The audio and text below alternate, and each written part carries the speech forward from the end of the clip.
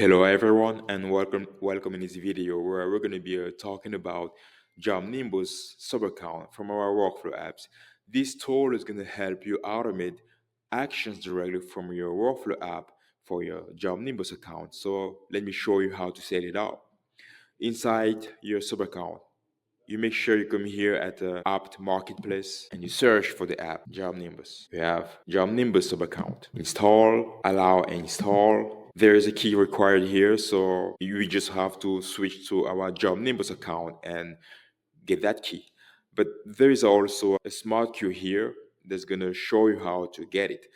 So let's go and get it. You come on profile, you open the drop down, settings, you scroll down here, API, you scroll up, and you have the possibility to create a new API key. But since we already created one here, we just have to copy and switch back to the sub account and paste it. Continue. You have on install. Awesome. This is easy as pie, guy.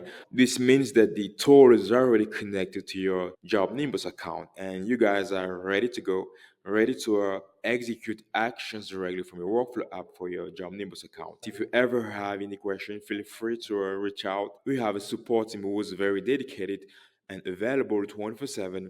Thank you for watching this video